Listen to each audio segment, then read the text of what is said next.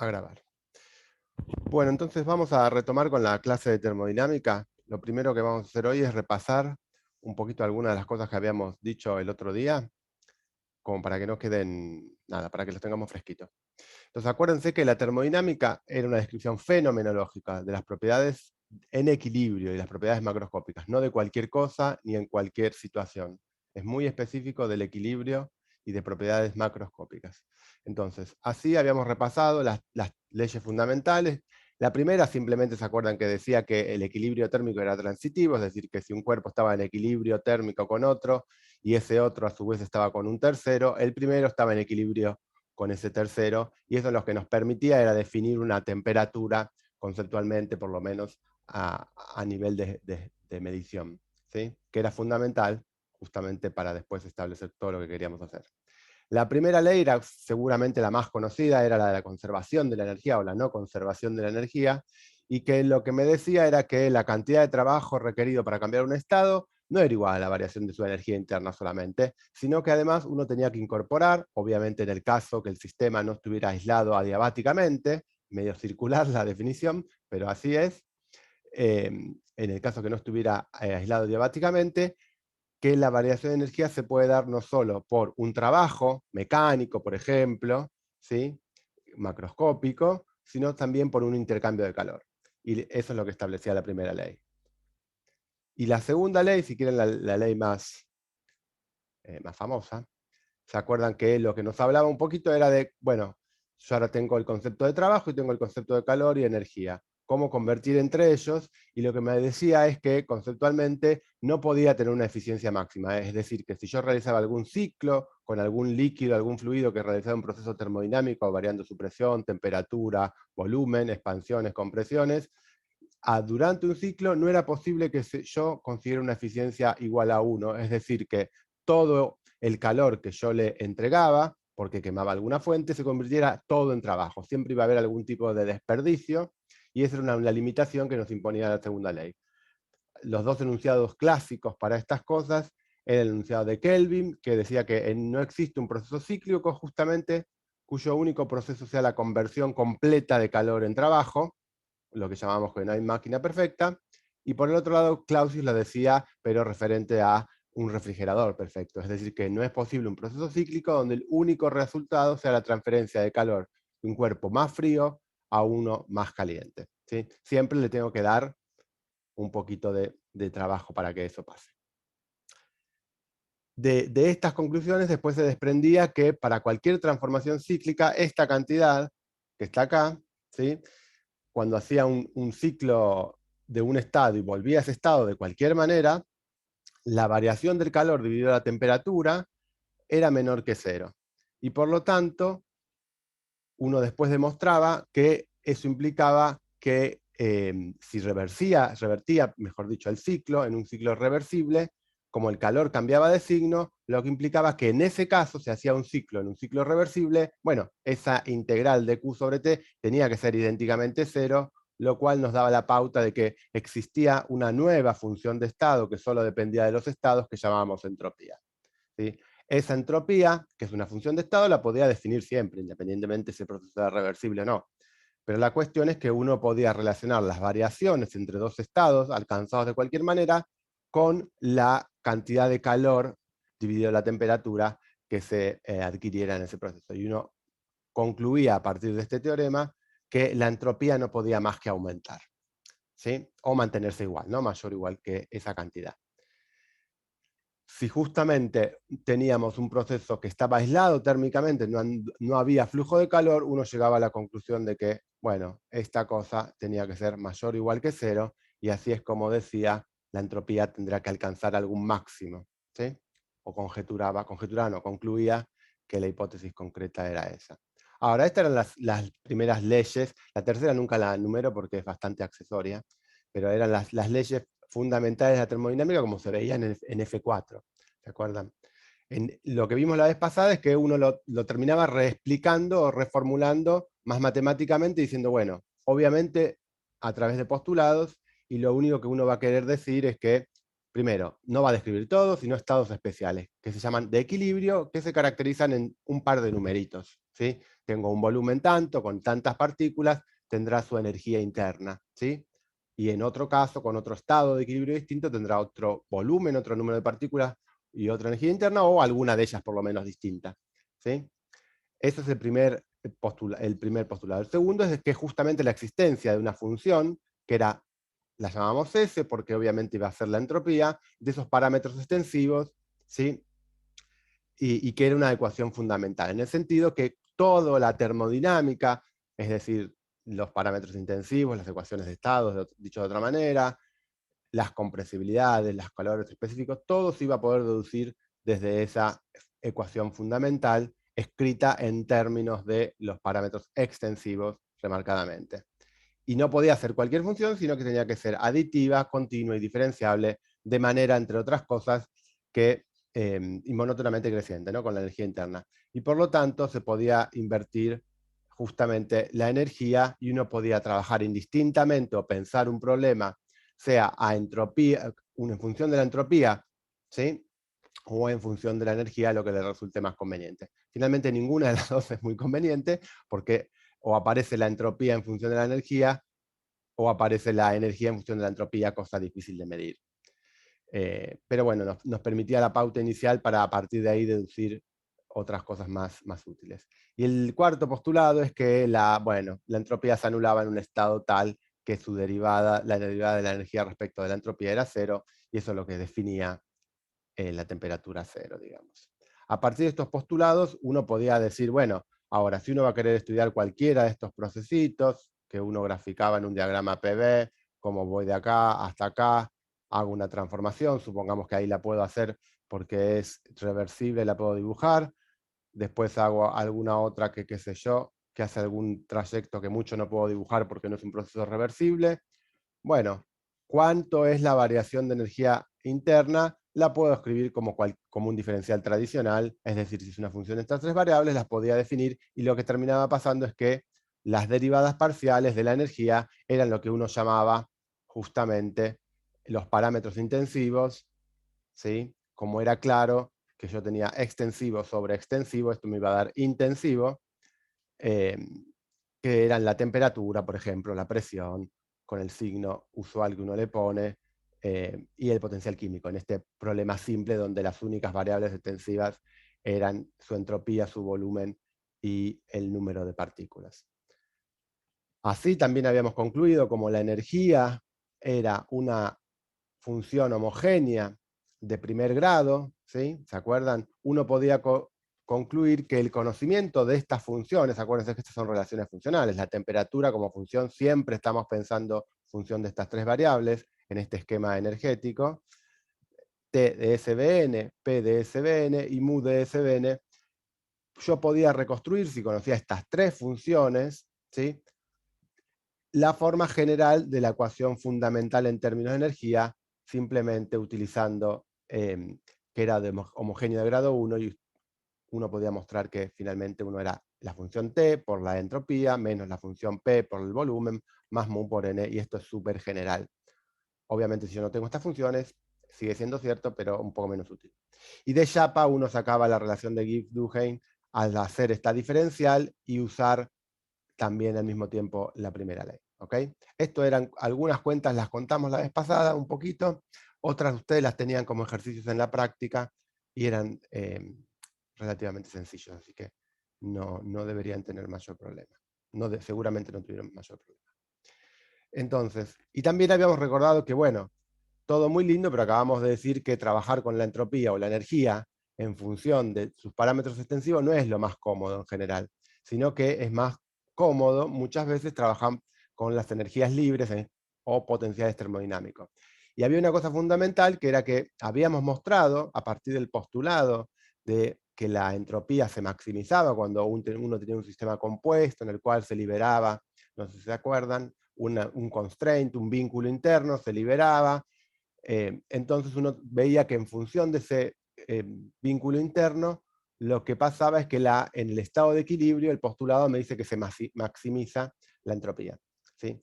Y a partir de ese postulado uno podía deducir, y lo habíamos mostrado, que al mismo tiempo la energía interna también cumple con un principio, en ese caso no de máximo, sino de mínimo valor. ¿sí? Y en ese caso, manteniendo no la energía interna fija, como era el postulado para la entropía. Acuérdense que la entropía maximiza si la U la manteníamos fija, ¿sí? O sea, en este caso, cuando trataba con la energía interna, lo que manteníamos fijo era la entropía. En un problema isentrópico, había mostrado, haciendo igualdades matemáticas, simplemente, que al mismo tiempo que había un máximo de la entropía, tenía que haber un mínimo de la energía interna. Y después, al final de la clase anterior, después que introdujimos velozmente, o recordamos, porque estas cosas de vuelta son cosas que ustedes conocen de física 4, los potenciales termodinámicos, justamente con el argumento que muchas veces los procesos se mantienen como variables de control, no la entropía, sino que, por ejemplo, la temperatura, y uno le resulta más conveniente si es capaz de encontrar una ecuación fundamental en función de, por ejemplo, la temperatura, el volumen y el número de partículas. Acá le puse la I, nada, lo puse en general como si fuera varios componentes, ¿sí? Y lo que habíamos dicho, sin demostrarlo esta vez, es que si uno realizaba lo que se llamaba una transformación de Legendre, uno podía construirse una ecuación fundamental, es decir, una ecuación que contuviera la misma cantidad de información que sea la energía como función de SBN, pero en función de la temperatura en lugar de la entropía, haciendo este intercambio. ¿Y de qué manera se hacía? Haciendo la transformada de Legendre, que era simplemente tomar la función original, restarle la variable que me quiero quitar por el parámetro intensivo correspondiente, que era su derivada, ¿sí? Manteniendo obviamente el resto constante. Acuérdense que yo a veces los pongo los constantes y a veces por contexto los supongo entendidos.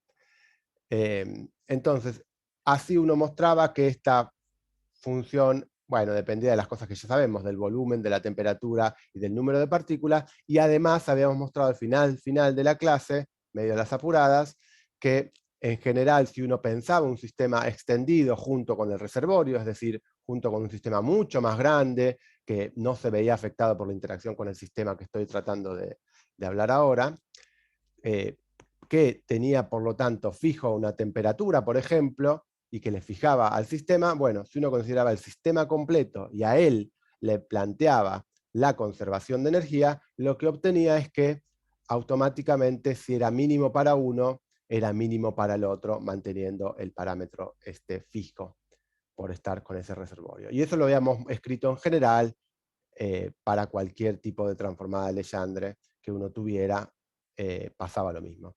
Acá simplemente estoy cuotando un par de ellos, como era la energía libre de Helmholtz, que es una de las más usuales que tenemos, porque la temperatura es un parámetro de control muy común. La otra es la entalpía, que es menos usual para nosotros, pero que es bastante relevante, ¿sí? Y también otro más que puse es el gran potencial, que nos va a resultar más común, si quieren, cuando empecemos a trabajar con mecánica estadística, porque es el que va a surgir directamente para escribir, bueno, desde el punto de vista estadístico, cómo calcular las cosas, ¿sí? Esto es simplemente un recordatorio. Hasta acá creo que es lo que habíamos visto, creo no, es lo que habíamos visto el otro día, y habíamos terminado, como les decía, con esta demostracióncita sencilla de que si había un mínimo en uno, bueno, había un mínimo en el otro, manteniendo fijo algunas cosas, ¿no? Temperatura, si estábamos en Helmholtz, presión, si estábamos en entalpía, bueno, y así con los demás. Temperatura y potencial químico, si estábamos en gran potencial. ¿Ok? Hasta acá, no sé si les habrá surgido alguna duda y quieren aprovechar para preguntar, si sería un buen momento si les surge alguna duda, si no, seguimos adelante. Por las dudas les recuerdo que yo el chat difícilmente estoy muy pendiente, así que en cualquier caso pueden chillar. Uy, ya toqué y se me fue la pantalla. ¿De acuerdo? Entonces, seguimos adelante, ¿de acuerdo? Para que podamos avanzar. Entonces, ¿se acuerdan que de todos los potenciales que vimos, lo bueno que teníamos es que todos ellos justamente uno era capaz de escribir cómo era su variación, por ejemplo, la energía interna, en términos de sus parámetros, acá es entropía, volumen y número de partículas. Uno escribía esta cantidad y al ser esto un diferencial completo, uno podía usar el hecho que el diferencial completo tiene que tener las derivadas segundas cruzadas iguales, ¿se acuerdan? Es decir, que la derivada segunda de u respecto de alguna variable xy respecto de alguna variable xj tiene que ser igual a la derivada segunda de u respecto de alguna variable xj respecto de alguna variable xy. No importa el orden que haga las derivadas cruzadas, si es un diferencial exacto, eh, tienen que ser iguales. Y usando eso, uno es que empezaba a encontrar relaciones entre los parámetros intensivos. Ustedes podrán decir, ¿pero qué me importan las relaciones? Bueno, sí me van a importar porque justamente la variación de la temperatura con el volumen o de la presión con la entropía, estas relaciones que uno va a tener acá son las que van a determinar o las que van a decir cuánto vale, por ejemplo, la capacidad calorífica o el calor específico de un sistema, a volumen constante, a presión constante, cuánto es la compresibilidad, cuánto es el módulo elástico, todas esas propiedades, ¿sí?, que caracterizan un líquido, un gas, un sistema termodinámico, tienen que ver con estas derivadas segundas de los potenciales termodinámicos, ¿sí? Y por lo tanto las puedo encontrar como derivadas primeras de los parámetros intensivos. Entonces acá simplemente yo escribí las que corresponden a la energía libre para recordar un mínimo cómo se hacía. Si yo miraba estas dos variables de acá, esta t es la derivada respecto de s. Si ahora la derivo contra b, me tiene que ir igual a esta que está acá, derivada respecto de s, porque justamente esta menos p es la derivada respecto de la energía respecto de b. Entonces, estas dos serían la derivada cruzada de delta U respecto del volumen respecto de la entropía, ¿sí? Lo que está acá escrito en estos dos lados, ¿sí? Y la otra la inversa, de vuelta. Nadie se acuerda cómo es la notación de cuál deriva primero, la que aparece primero o la que aparece segunda, pero son iguales, así que no importa. ¿De acuerdo? ¿Se acuerdan de estas cosas? Bueno, Sí, sí. bien. Gracias por responder a alguien. Cada tanto digan algo, así no parezco que estoy hablando solo. Eh, bueno, y lo mismo armaban con esta, acá con las dos primeras, acá tenemos con P y Mu, que sería con estas otras dos, ¿sí? Entonces, así armábamos todos, y obviamente esto que yo escribí para la energía interna, uno lo podía hacer también para todos los demás potenciales, y, y nada, sacaba un montón de relaciones que parece que era una cuestión de molestar su existencia, pero resultan muy útiles, como les digo, para tratar de relacionar derivadas que suenan a nada, ¿sí?, como puede ser la derivada de la presión respecto de la entropía, con derivadas que por ahí suenan un poco más, como puede ser la derivada de la temperatura respecto del volumen, ¿sí? Entonces, mirando estos dos de acá. Entonces, como ejemplo de esto, de la utilidad de estas relaciones de Maxwell y un poco de los potenciales termodinámicos que vimos, vamos a contar un proceso, a ver si fijamos un poco de ideas, a ver qué es lo que se puede hacer. Y el proceso es lo que se llama el proceso de Joule-Thomson, que seguramente tal vez se lo acuerden de lo que han visto anteriormente. Es un proceso, también se lo llama de estrangulamiento, si uno lo traduce, o de throttle, si uno, como se diga en inglés correctamente, si uno lo dice en español. Que la idea es que tengo un tubo, o aislado, todo un sistema aislado como está ahí, no se ve que está aislado, pero bueno, supongamos que se viera que está aislado térmicamente, es decir, no hay flujo de calor hacia adentro ni hacia afuera, y lo que hace es, tengo un gas que pasa a través de una cosa que lo estrangula. Podríamos haber hecho un caño más angosto. Esto acá lo que está representando es una pared que no es una pared del todo, sino que es una pared que deja pasar, ¿sí?, que tiene poros y permite pasar, pero no todo lo que quiere. No es como si no hubiera nada, sino que pasa menor cantidad, ¿sí? Lo podría haber dibujado como una cosa que estrangula o no. Entonces, este proceso, si uno lo dibuja un poquito más esquemáticamente, y dice, bueno, acá tengo un pistón, ¿sí?, que va a ejercer una presión acá, que la voy a llamar presión inicial. Acá voy a tener esta pared porosa, ¿sí?, que se entiende, porosa le estamos diciendo por esto que les digo, ¿no? Simplemente que no es que es un tabique que no deja pasar, sino es una esponjita que algo pasa. Y en el medio tenemos el gas, que acá tenemos una cantidad, que ocupa, como dije, un volumen, ¿sí?, volumen inicial, tiene una presión inicial, ¿sí? Y está una temperatura, obviamente, por ende, y que después cuando pasa, bueno, va a haber cambiado, ¿sí? Acá de vuelta tengo el otro pistón, que lo voy a estar teniendo a una presión final, perdón, esta de acá adelante era inicial, le puse final, por algún motivo que no conozco. Y bueno, y acá tendré sus propiedades T final, B final y P final. Esta B chiquita, no lo dije, ¿no? Pero es el volumen por partículas, ¿sí? No es ninguna velocidad, sino de las variables termodinámicas, pero por partículas, lo estoy escribiendo ahí. Entonces, la idea es que en este proceso, el gas que pasa, si yo le controlo estas presiones, ¿sí?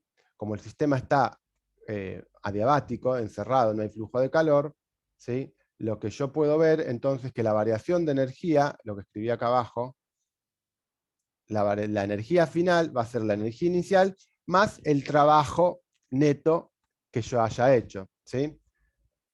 Que es el trabajo que hago cuando lo comprimo un volumen inicial, ¿sí? A una presión inicial y después se descomprime a una presión final y un volumen final. Este es el trabajo neto que va a haber hecho en cada uno de estos procesos de que hay una compresión acá, ¿sí? Se comprime y empuja, y este se va a descomprimir, bueno, en principio en otra cantidad. Pero lo importante es que lo que quiero marcar acá es que entonces, como esto está aislado térmicamente, el calor no intervino, el calor externo obviamente, y la variación de energía interna es el trabajo este, y por lo tanto, si lo vuelvo a escribir, pasando de lado, lo que tengo es que lo que se mantuvo constante es la entalpía. Si se acuerdan que la entalpía, para si no nos olvidamos, más P por B, pero bueno, si me creían esta igualdad, me tendrían que creer esto. Sí, la habíamos escrito hace un rato, pero no sé si se la acordaban. ¿Ok? Entonces, en este proceso la idea es que manipulando el volumen, las presiones en realidad iniciales y finales, yo logro pasar una cantidad de partículas de un lado al otro, y al yo variar la presión, voy a terminar jugando para cambiar la temperatura. Y este proceso en general se usa, lo que está acá esquematizado, ¿no? Obviamente, en otras condiciones mecánicas. Se usa para enfriar un gas y lo que se llama licuarlo, es decir, convertirlo en líquido, ¿sí? Entonces la idea es que este proceso, lo que yo voy a querer estudiar, en principio es, bueno, cómo va a variar la temperatura, es decir, cuánto va a ser la variación de la temperatura, manteniendo la entropía, la entalpía constante, porque estoy diciendo esto de acá, que simplemente esto está aislado térmicamente, y yo estoy controlando presión de esta manera, de manera que la variación de entalpía es cero, ¿sí? Entonces, lo que uno va a querer calcular en este proceso, que estamos tomando como ejemplo para ver cómo operar, es cuánto varió esta temperatura. ¿Subió la temperatura? ¿Bajó la temperatura?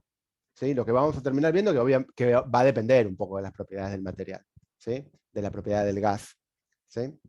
Entonces, ¿cómo podemos hacer para calcular esto? Es lo que, ¿cómo vamos a calcular esto?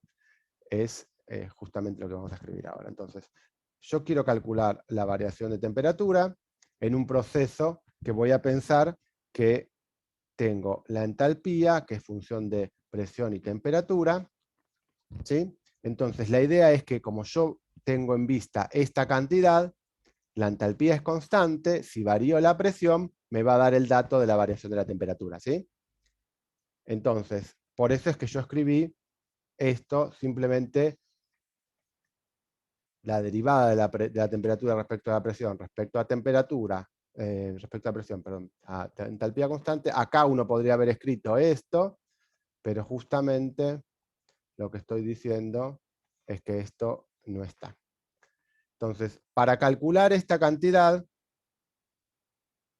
lo que vamos a hacer es recordar una de las identidades que ya habíamos mencionado la vez pasada, que ya habíamos usado una de las veces pasadas, es que, bueno, si yo ahora escribo este diferencial de H como diferencial de, de T de S más B de P, y vuelvo a escribir ese diferencial de S en función de la temperatura y la presión. Bueno, lo que yo puedo encontrar, lo que vimos la vez pasada con otro caso, pero que era la misma cuenta, pidiendo que la variación de la entalpía, en este caso, sea 0, es que esa derivada la puedo escribir como el cociente de dos derivadas, ¿sí? Esta relación que estoy escribiendo acá, de cociente, es una relación genérica en el sentido que si ustedes toman tres variables, en este caso t, p, h, siempre pueden reconstruir esta derivada reemplazando h por lo que ahora sea, t por lo que ahora será y p por lo que ahora será. Es una identidad que ustedes van a tener que usar repetidamente en la guía y también demostrar, o para el que le cueste un poco estas derivadas, hay una demostración un poco más formal, más genérica, si quieren, que la que hicimos nosotros, en los apéndices del CALEM, ¿sí? No me acuerdo cuál apéndice, pero uno de los apéndices del CALEM nos muestra en general cómo hacer estas fluctuaciones. Así que al que tenga dificultades, mírelo de ahí o pregúntenlo, ¿no? Entonces, una vez que me creyeron esto, de vuelta, que la idea es que lo pueden escribir como la variación, escribir esta cosa como derivada de h respecto de p por delta p, más derivada de h respecto de t por delta t, ¿sí? Y después volver a escribirlo para que aparezca esta derivada, usar que la derivada de h es igual a 0, van a encontrar que la derivada de la temperatura respecto de la presión en entalpía constante, la pueden escribir como este cociente con el signo cambiado de arriba.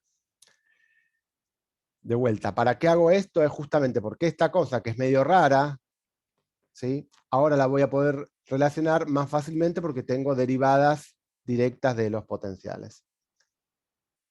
Más o menos directas. Esta cantidad, uno esperaría que por ahí la tienen junada, ¿sí? ¿La tienen junada esta cantidad? ¿Les suena algo? ¿Quién es dH de T a presión constante? Escribimos por acá dH. ¿Se acuerdan? La entalpía era función de la presión, ¿sí? Como función, como ecuación fundamental, la presión y la entropía, ¿sí? Entonces uno lo podía escribir como TD, uno lo encontraba, el diferencial, más BDP, ¿sí? Ese era el diferencial, ¿sí? ¿De acuerdo? Entonces, si yo hago dH de T a P constante, ¿qué es lo que estoy escribiendo? Esta cantidad, ¿no? DS. TDS, ¿no? TDS a dt a P constante, pero esta cantidad, TDS, ustedes saben quién es el calor, en un proceso cuasi estacionario, como hacemos siempre, ¿no? ¿Sí? ¿De acuerdo? O sea, TDS es el calor, esta igualdad no importa si es el calor o no, pero esta igualdad es simplemente de leer acá, si el volumen es si la presión es constante, dH es TDS, o sea que esto es esto, y por lo tanto, de la definición del calor, esto no es más que el calor respecto a la temperatura a presión constante, es lo que llamamos el CP. ¿Sí? ¿Se acordaban?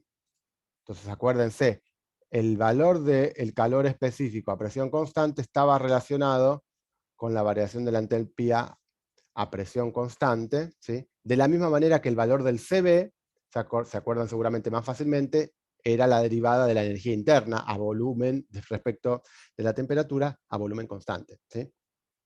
Bueno, esto lo digo simplemente para poder poner con tranquilidad acá esta cantidad. Bueno, acá en general los libros lo que suelen hacer, acá lo puse como una C si quieren mayúscula, ¿no? Porque esta cantidad, como está escrita acá, la derivada de la entalpía respecto a la temperatura, es una cantidad extensiva. ¿Sí? Eso se lee fácil porque H es extensiva y T es intensiva, esto es extensivo. Entonces uno lo suele escribir como N por un C más chiquito. ¿Sí? El molar, si quieren, en vez de el que tiene todas las unidades. ¿De acuerdo? Acá lo puse mayúscula, lo podemos poner como N por el CP chiquito. Espero que no sea mucho lío eso. Simplemente para dejar explícitamente la dependencia con el tamaño del sistema respecto de una propiedad intensiva como es esta. Bueno, y con la cosa de arriba, con la otra derivada de arriba, voy a usar, bueno, voy a tomar de vuelta esto de acá. Entonces, No me va a entrar al lugarcito, pero mejor que la vez pasada creo que está. Lo voy a escribir, fíjense de acá, es simplemente menos T de S a de P a T constante más B. ¿Sí? Fíjense que acá estaba haciendo la derivada de la entalpía respecto de la presión, pero a temperatura constante.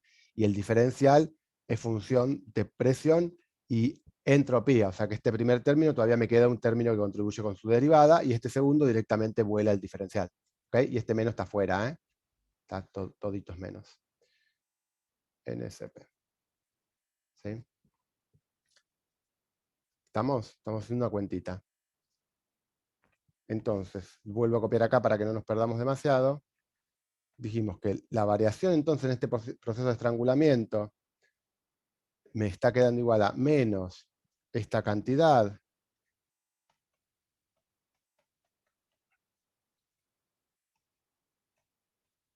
¿sí?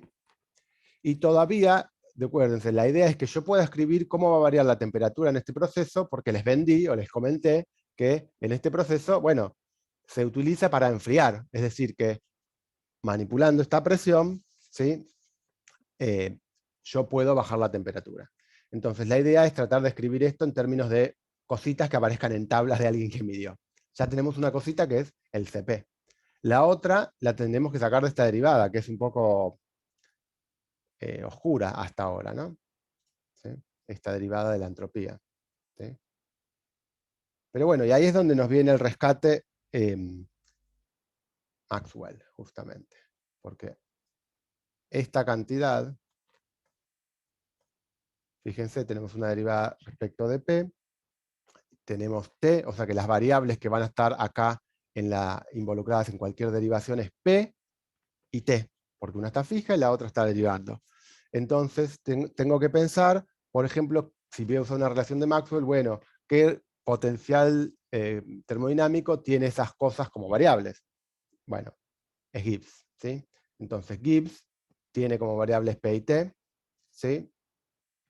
Entonces pienso en Gibbs y digo, bueno, entonces esta derivada, si pienso en Gibbs, va a ser esta cantidad.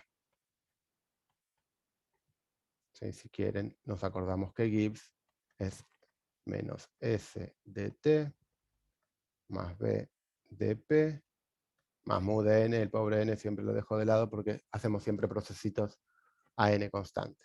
Pero bueno, de esta estructura que me acuerdo que es Gibbs, que lo deduzco porque está P y T como variables, ¿sí? Veo que, bueno, la derivada de S respecto de P es esta cantidad con un menitos, ¿sí? Por lo tanto, tendrá que ser igual a la derivada de la otra que está acá respecto a la variable cruzada, ¿sí? ¿De acuerdo? Entonces así yo puedo escribir esta cantidad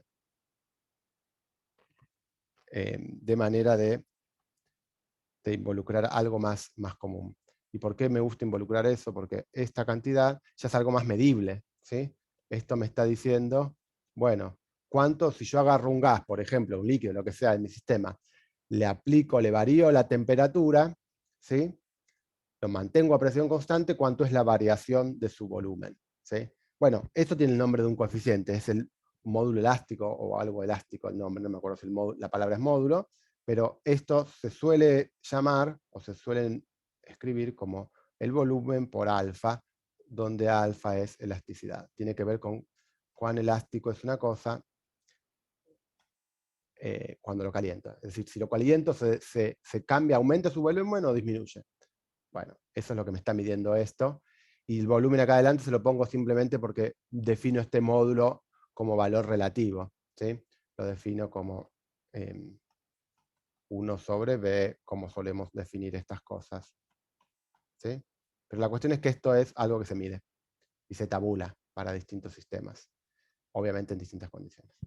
Entonces fíjense que si yo junto todo esto acá, este alfa, lo pongo acá con el volumen, con esto de acá, lo que puedo escribir es que el delta T, la variación de temperatura, no me queda otra si escribo en términos del volumen específico.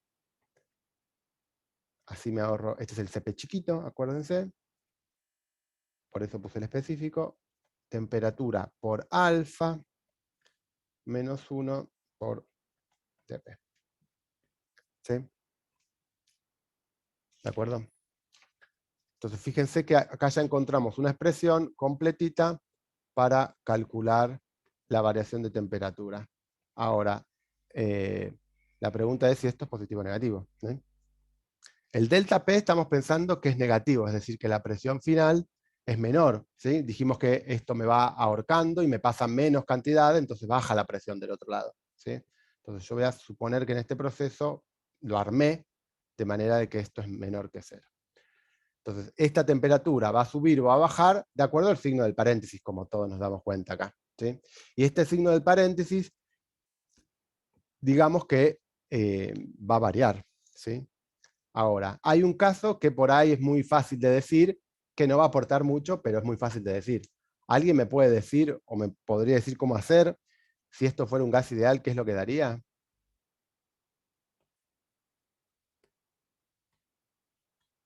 Con lo que sabemos de gas ideal, ¿qué cosas sabemos de gas ideal? Lo que nos acordamos de alguna vez, que tiene esta ecuación de estados. P por B igual a NKT. Y después que tiene una energía, bueno, que acá para esta pregunta no me importa nada, que va a ser si es monoatómico. Por ahora es recordatorio esto, ya llegaremos a de dónde viene el monoatómico. Formalmente vale esta cantidad. ¿Podemos decir cuánto vale alfa? Entonces, ¿cuánto vale este módulo de elasticidad para un gas ideal? ¿Alguien me lo sabe calcular? ¿Me lo podría decir? Y sí, de la expresión ahí, Sí, arriba para alfa, uno despeja B de la ecuación de estado y deriva respecto de T. y T bueno, constante. ¿no me lo NK querés? sobre P. Dijimos que P, el B mejor dicho, es igual a NKT sobre P, y dijimos que quiero hacer la derivada del volumen respecto a la temperatura, es NK sobre P, pero lo voy a dividir de vuelta por el volumen para hacer la definición del alfa. Acuérdense que es la variación relativa del volumen cuando aplico temperatura. ¿Sí? Entonces esto finalmente me queda 1 sobre T directamente. ¿Sí? ¿De acuerdo? Bueno, es una cuentita fácil, así que si no sale, la revisan, y si no vuelve a salir, preguntan. Pero bueno, la cuestión es que si esto fuera un gas ideal, esto me da 0. ¿Sí? ¿De acuerdo? En un gas ideal, este proceso no sirve para nada, pero en un gas real, no es cierto, porque el alfa no va a valer 1 sobre T. Va a tener una dependencia en temperatura, pero lo que se observa es que, bueno, está claro que va a haber un valor de temperatura. Esta cantidad alfa en general siempre son funciones termodinámicas, ¿no? Si acá elegí como variables T y P, esto sigue teniendo una dependencia. Entonces, esta cantidad que está acá, entre paréntesis, lo que me va a definir es una temperatura que se llama temperatura de inversión, para la cual, bueno, arriba o abajo de esa temperatura, la variación de temperatura, si hago este proceso de throttling, me va a subir o me va a bajar. ¿Okay? Entonces se encuentra que para algunos gases, esta temperatura de inversión es más grande o más chica, ¿sí? Pero finalmente, si estoy a una temperatura suficientemente baja, se encuentra que la variación de temperatura, haciendo este proceso en donde aplico una presión y después pasa un medio poroso, un estrangulamiento, algo que le fuerza a pasar más lento, si quieren decirlo, y por lo tanto la presión final es más chiquita, lo que observan es que la variación de temperatura es menor que 0. Por lo tanto, el proceso este sirve para enfriar un gas. Y se usa para hacer justamente esto. Esta idea, ¿no? No literalmente el tubito. Bueno, esto era simplemente para hacer un ejemplito de algo de utilizar lo que vimos antes, de utilizar cómo nos sirvieron el potencial termodinámico para las relaciones de Maxwell indirectamente y cómo construimos en este proceso particular una variación de temperatura en función de una variación de presión, sabiendo que la entalpía en este proceso se mantuvo constante. Ahora, lo siguiente que yo quiero hablar es, bueno, ¿qué pasa con la estabilidad de un sistema termodinámico. Porque nosotros dijimos que, por el postulado, cuando yo libero un parámetro interno, el parámetro interno va a variar hasta que la entropía en función de ese parámetro interno va a ser máxima, ¿sí? O dicho de otra manera, va a ser un extremo y su derivada segunda va a ser menor que cero, ¿sí? Ahora, si yo pienso un dibujo cualquiera, ¿sí? Eso era una consecuencia de uno de los postulados, ¿no? Ahora, si yo grafico, además, esa entropía en función de la energía, ¿sí? Acuérdense que esto era para una cosa interna. Supongamos que esto es la entropía, y que acá le estoy poniendo la energía U. Y supongamos que yo tuviera esta formita azul para mi entropía, ¿no? Que es creciente con la energía, como dice uno de los postulados, pero tiene este cambio de curvatura, ¿sí? Es decir, pasa de ser cóncava acá a ser convexa acá arriba, ¿sí? Entonces, imaginen que tenemos un sistema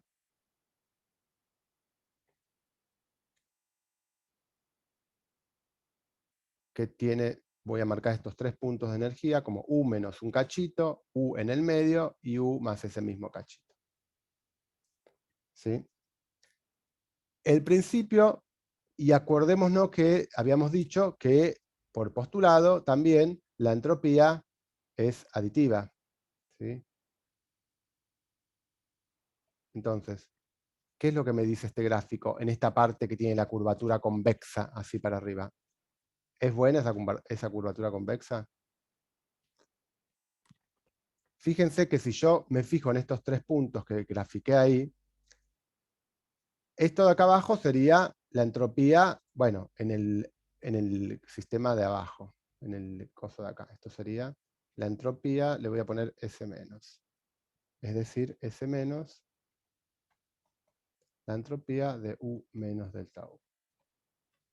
S más sería la entropía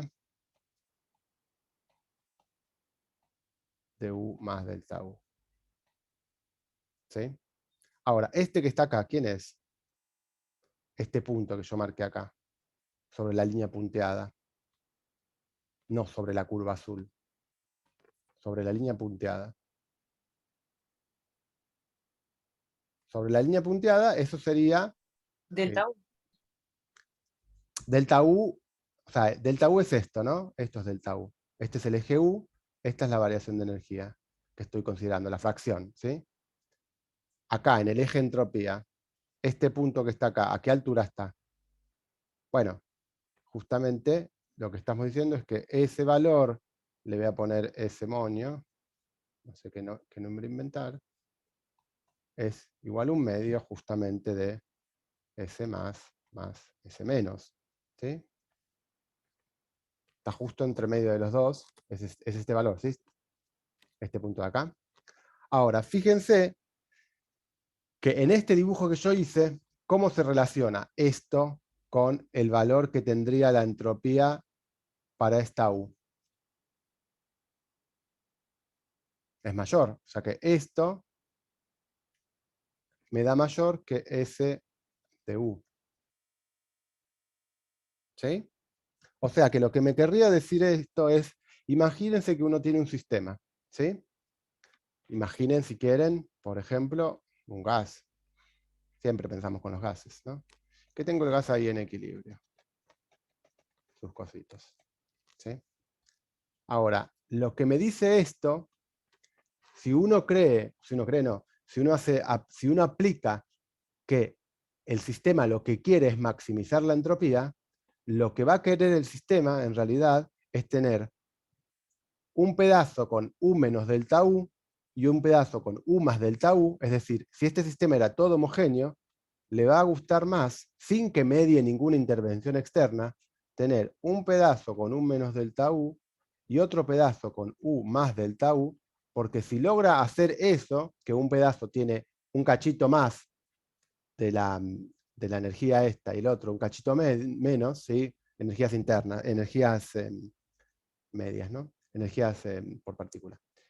Si pasa eso, Fíjense que lo que me dice eso es que la entropía final del sistema total, la entropía de esta, que sería ese monio, es mayor que la entropía que tiene, bueno, si acá está todo sin separarse. Es decir, que tengo U en todos lados. ¿Se entiende el problema? Si yo tuviera una función entropía que tuviera esta concavidad, ¿sí? Así, es decir, que fuera convexa en esta parte, ¿sí? Esta parte de acá es convexa. Si pasa esto, yo podría maximizar la entropía partiendo mi sistema, es decir, separando uno con un cachito menos de energía, otro con otro cachito más de energía, de manera que la energía total es la misma, ¿sí? Y de esa manera pasaría de tener una entropía así cuando está todo homogéneo, a una entropía así mayor cuando está deshomogéneo, o inhomogéneo, o no homogéneo, ¿sí?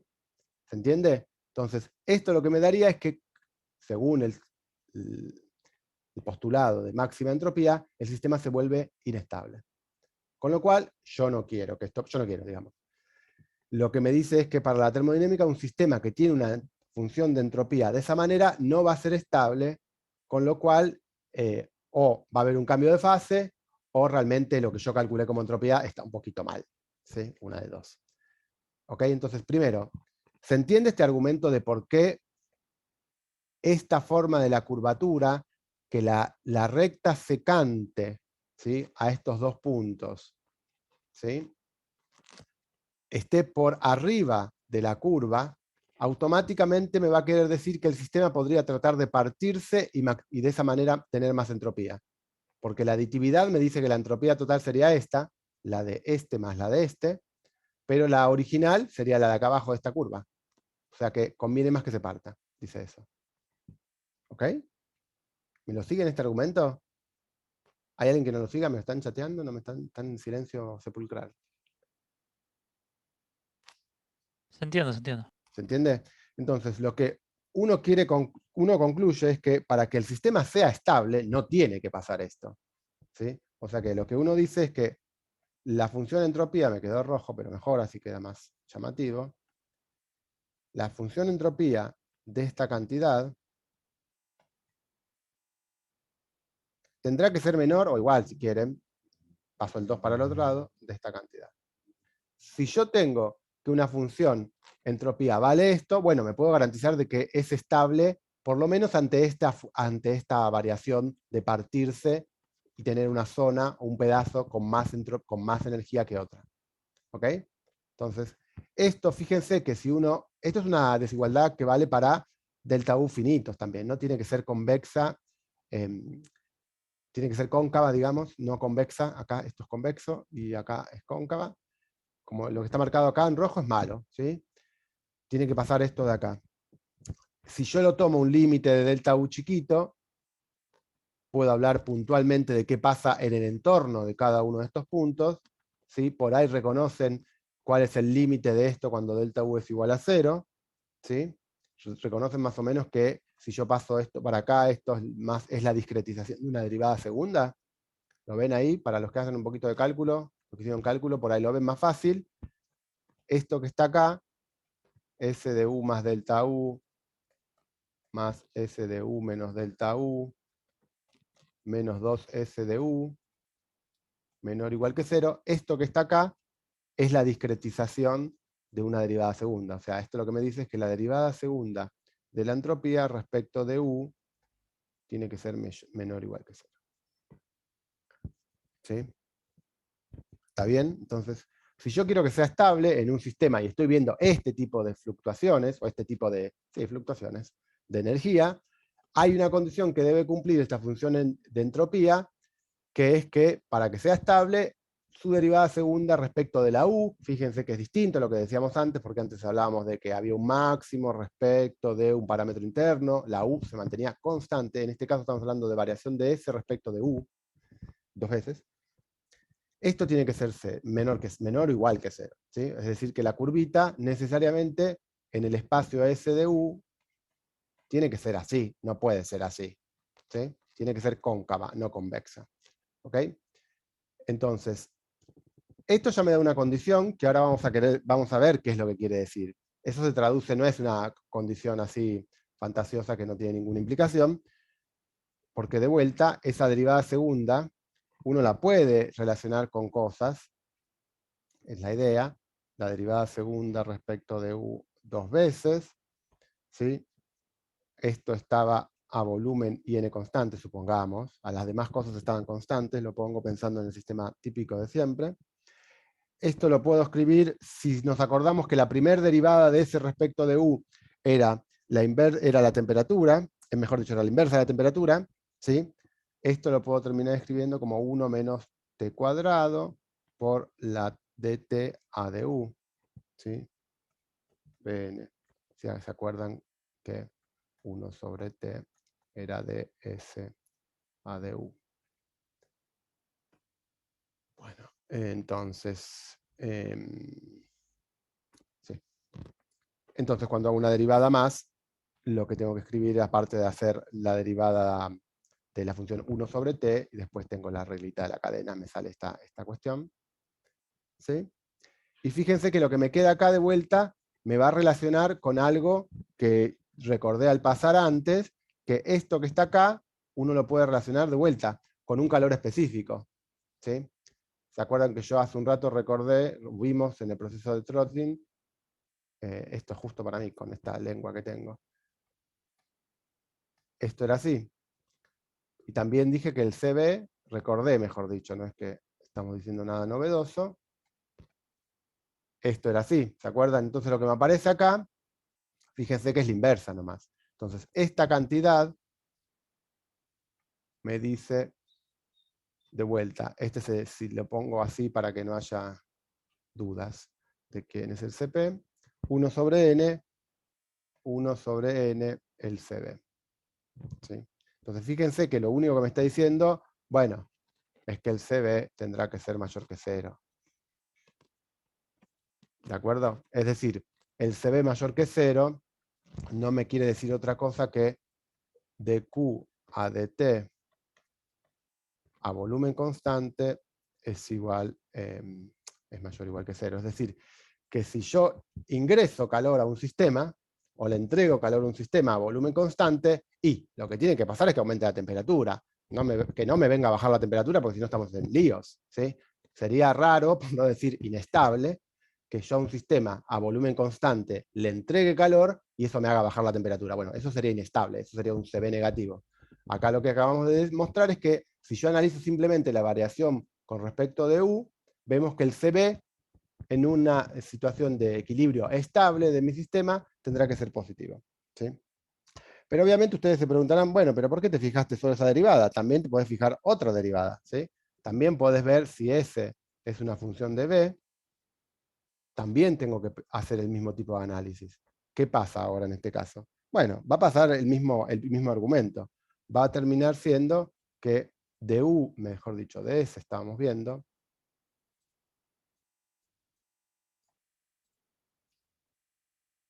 la derivada segunda de S respecto de ahora el volumen dos veces, también va a tener que ser 0. Va a tener que ser menor que 0. ¿Sí? Por el mismo argumento antes, porque si no fuera menor que 0, le convendría al sistema hacer un cambio en los volúmenes distintos para una parte y otra parte del sistema, usar aditividad de la entropía y maximizarla. Entonces, mejor que no pase. De vuelta a esto uno lo puede relacionar con algunos parámetros más sencillos. Y lo peor es que uno dice, bueno, ahora, si vos tenías tu S, lo peor, perdón, no es lo peor, pero otra cosa. Supongamos que me olvido por un segundo el n, porque siempre el n lo estoy pensando fijo, ¿no? Hay condiciones también para n no fijo, pero si yo pienso S de v, yo ya encontré que la derivada segunda de la S respecto de u tendrá que ser menor que 0. Después acabo de decir que uno podría haber replanteado esto y haber cambiado el nombre de los ejes y llamado volumen, y es el mismo concepto. Entonces también la derivada segunda de la S respecto al volumen tiene que ser menor o igual que 0. O sea, también tiene que ser un máximo. Y eso me va a dar otra condición sobre algún otro parámetro medible del sistema. Pero bueno, la cuestión es que no solamente pasa con los términos, si quieren, diagonales. Estamos pensando que toda la estructura, si yo ahora fuera capaz de graficar una cosa bellísima. ¿Sí? Si uno graficara una estructura acá, ¿sí? Que tuviera un máximo y otro máximo de entropía en las dos variables, bueno, eso es lo que miramos con estas derivadas segundas.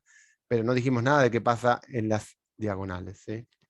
Si uno agrega que además la diagonal tiene que tener ser un máximo respecto de eso, es decir, no es solo si yo parto el sistema en dos volúmenes, pero mantengo el U fijo, tiene que pasar esto, o si yo mantengo el volumen fijo, igual para todo, y parto la energía, como hicimos al principio, tiene que pasar esto. Tiene que pasar para cualquier lío que yo haga, tiene que ser un máximo verdadero, no puede ser, por ejemplo, que tenga máximos en los ejes y mínimos en las diagonales.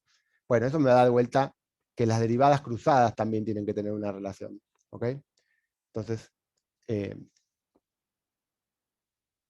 estas condiciones que vemos así para la entropía muchas veces son más comunes que las veamos en términos de la energía interna.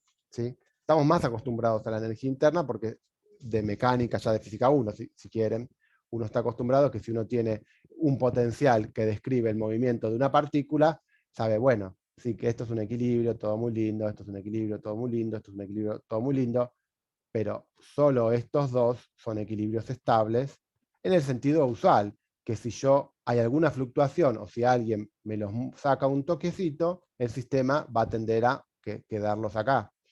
Por eso son estables. En cambio, si los muevo un toquecito porque hay una fluctuación generada por lo que sea, bueno, se va para allá. Entonces, en el caso de la energía estamos súper acostumbrados a discutirlo, pero podemos hacer un planteo similar. En este caso, obviamente, lo que vamos a buscar es que las funciones sean convexas, ¿sí?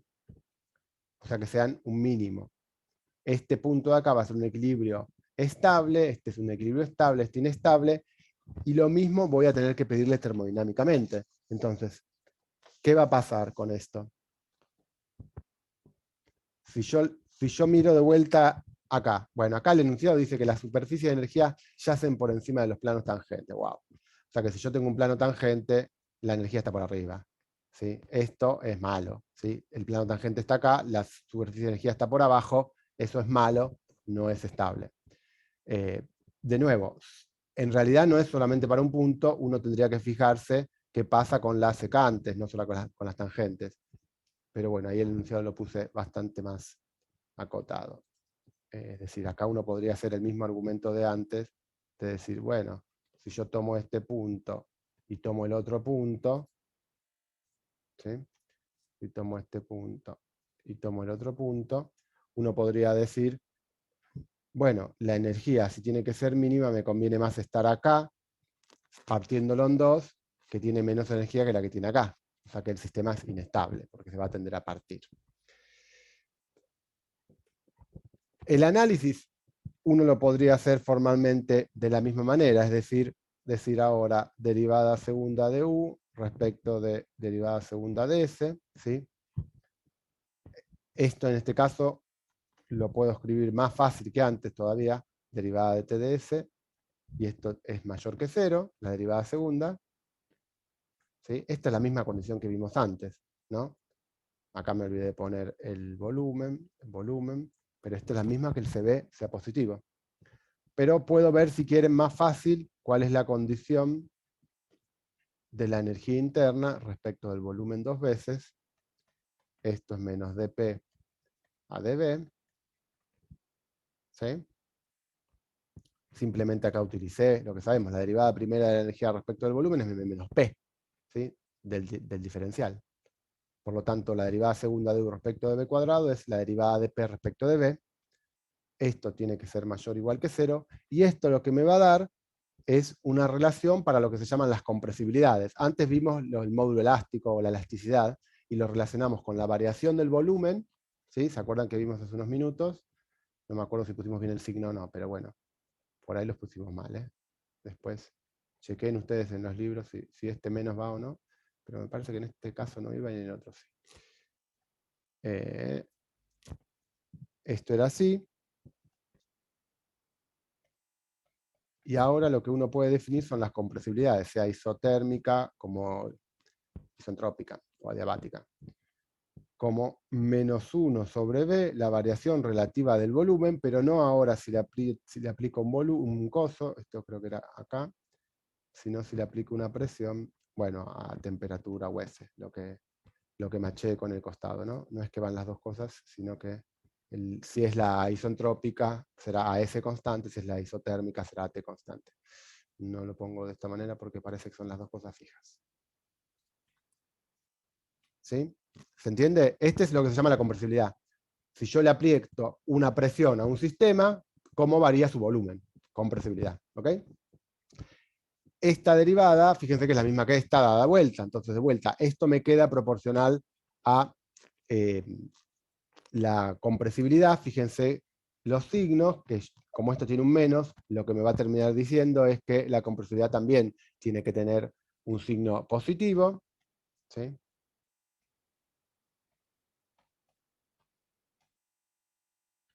¿Sí? En realidad este que estoy calculando acá no es KT, sino es KS, porque estoy con U como función de SBN, o sea que estoy haciendo el KS. ¿Sí? ¿Se entiende de dónde lo estamos sacando? Pero ven que van sacando condiciones de vuelta, que la compresibilidad tiene que ser positiva. No puede ser que si yo le aplico presión a un sistema, el volumen se expanda. Eso es inestable. ¿Sí? Eso significa que hay una inestabilidad en el sistema y querría decir que la compresibilidad es negativa.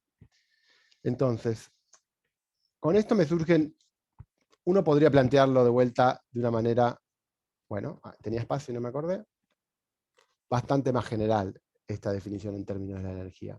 Que es decir, bueno, yo quiero que pase esto en general, es decir, que cualquier incremento alrededor de un extremo, ¿sí? O sea, un punto que tenga derivada primero igual a 0, cualquier incremento, si yo miro en el desarrollo de Taylor, el incremento de energía, como es alrededor de un extremo, me queda directamente la derivada segunda de esta manera.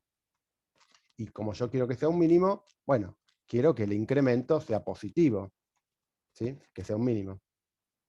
Ahora, decir esto, donde acá yo estoy llamando XY, XJ a cualquiera de las variables extensivas que tenga este sistema. Puede ser la entropía, puede ser el volumen, el número de partículas, cualquiera de esas. Estoy llamando XY como nombre general. Entonces, lo que me dice escrito en general es que esta derivada segunda respecto de una, respecto del otro, por los incrementos, tiene que ser mayor o igual que 0 para todos los incrementos, para cualquier valor, mejor dicho, de delta XY y delta XJ, para garantizar que esto sea un extremo, un mínimo. Y esto lo que me dice es que la forma cuadrática es lo que se llama definida positiva. ¿Sí? Para que pase esto, quiere decir que esta forma cuadrática, es decir, forma cuadrática porque tengo estos cosas acá, ¿no? Y estas constantes, tiene que ser definida positiva. Fíjense que esto me define una matricita. Para cada índice IJ me puedo armar una matriz del tamaño de acuerdo a lo que yo esté pensando. Ahora, que sea definida positiva en general, una matriz, ¿sí? Donde, de vuelta, se entiende, ¿no? Que esto es una matriz, chicos, ¿no? Sí, supongo que sí. Esa matriz que yo tengo ahí, definida positiva, ¿cómo es la condición general para garantizar que una matriz es definida positiva? Bueno, que sus autovalores sean positivos. Si yo tengo que los autovalores son positivos, tengo que la matriz es definida positiva. Pero bueno, a veces calcular los autovalores es un poquito más de cuenta, uno lo hace, en el caso concreto que lo quiere hacer, pero hay condiciones necesarias. O sea, si uno dice que todos los autovalores son positivos, ya está, es definida positiva. Pero uno puede decir un poco menos que eso y decir, bueno, las diagonales tienen que ser positivas, es decir, las derivadas segundas, que fue lo que vimos recién, tiene que ser positiva, es una condición necesaria para que esa forma cuadrática sea positiva. ¿Sí? Las derivadas segundas completas de 2u de xy cuadrado tiene que ser positiva, y además que el determinante, por ejemplo, tiene que ser positivo. Esas son condiciones necesarias, no son suficientes para garantizar que la forma sea definida positiva, pero sí son necesarias. En general, como les digo, si tienen la forma cuadrática, tendrán que pedir que sean sus autovalores positivos. Ahora, hay una manera que a mí me gusta, que es un poco más cómoda a veces para elaborarla, que es, bueno, yo tengo esta condición en términos de la energía. Pensemos que lo podemos escribir no solo en términos de los parámetros extensivos, porque acá estamos con la U, y la U es función de los extensivos, ¿sí? Sino quiero meter también los intensivos, porque por ahí, no sé, me resulta más cómodo pensar más una variación de temperatura que una variación de energía, ¿sí? Entonces lo puedo escribir de esta manera. Simplemente acordándome que si yo llamé en general a los parámetros extensivos como XY, los correspondientes variables intensivos, ¿se acuerdan? Es simplemente la derivada de la energía. Lo puedo llamar JI, y así esta derivada segunda por el incremento, si yo me doy cuenta, que la variación del JI, teniendo en cuenta la definición, no es más que esta cantidad, ¿sí? La derivada segunda de U cruzada por delta XJ, esto que está arriba, la forma cuadrática que está arriba y que pido que sea positiva, no es más que decir esta otra cosa. La variación de un intensivo por la variación del correspondiente extensivo, sumados, tienen que ser positivos, ¿ok? Para que esto sea estable el sistema, ¿sí? Entonces, por ejemplo, supongamos que de vuelta volvemos al caso tradicionalísimo de un sistema con S, B y N, ¿sí? Y yo elijo mi variación en T y en B con N constante. Es decir, estoy pensando ahora lo mismo que vimos antes, pero variación de temperatura voy a ver ahora, ¿sí? En vez de ver variación de U, voy a ver variación de temperatura. Y volumen, ¿sí? Estoy pensando otro par de variables. Escrito esto, en este caso sería T con S, sus variaciones, que son las dos variables intensivas extensivas, P con B, acordándonos que hay un menos en la definición de la variable intensiva con respecto a P, porque nada, de U a de B no es P, sino que es menos P, ¿sí?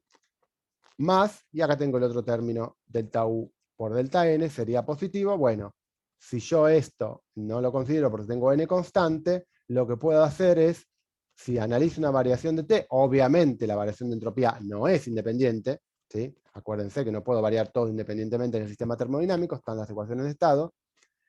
Si yo tengo una variación de temperatura y una variación de volumen, bueno, la correspondiente variación de entropía será nada, escribo su derivada, de S respecto de T a volumen constante por delta T, más de S respecto de B a temperatura constante por delta B, ¿sí? Y lo mismo para la presión, ¿sí?